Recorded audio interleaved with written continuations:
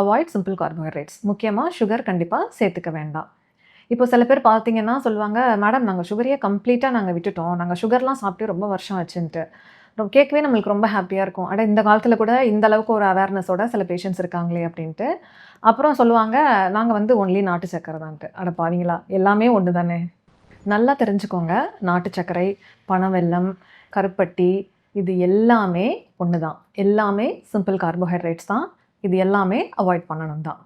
Simple corps பற்றி பேசும்போது இன்னொரு முக்கியமான விஷயம், இந்த தப்பை வந்து நிறையா விமன் எஸ்பெஷலி ஒர்க்கிங் விமன் வந்து பண்ணுறாங்க. அது என்னென்னா, ஈவினிங் ஆன உடனே ஒரு பிஸ்கட் பேக்கெட்டோ இல்லை ஒரு பிரெட் பேக்கெட்டோ வாங்கி டீயில் டிப் பண்ணி சாப்பிட்ருவாங்க. அப்படி இல்லாட்டினா வடை, பஜ்ஜி, போண்டா எதையாவது வாங்கி டீ கூட சேர்த்து சாப்பிட்ருவாங்க. இது வந்து நிறையா ரொம்ப காமனாக நடக்குது. எஸ்பெஷலி ஒர்க்கிங் விமன் இதை பண்ணுறாங்க. நான் யாரையும் ஷேம் பண்ணுறதுக்காகவோ இல்லை கஷ்டப்படுத்துறதுக்காகவோ சொல்லலை. Towards the end of the day எல்லாருமே டயர்டாக தான் இருப்போம். எல்லாருக்குமே பசிக்க தான் செய்யும். That's quite normal. பட் அப்போது நம்ம என்ன சாப்பிட்றோம் அப்படிங்கிறது தான் இம்பார்ட்டன்ட். உங்களுக்கு ஃபீஸிபிள்னா நீங்கள் அப்போவே உங்கள் டின்னரை சாப்பிட்டு முடிச்சிடலாம். ரொம்ப நல்லது. இல்லை மேடம் எங்களால் 5, 5:30 சாப்பிட முடியாது அப்படின்னீங்கன்னா ஓகே, தட்ஸ் ஆல்சோ ஃபைன். நீங்கள் என்ன பண்ணலான்னா கொண்டக்கடலை, நிலக்கடலை, பட்டாணி, கடலைப்பருப்பு இதெல்லாம் வேக வச்சு அதை நீங்கள் அப்போதைக்கு சாப்பிட்டுக்கலாம்.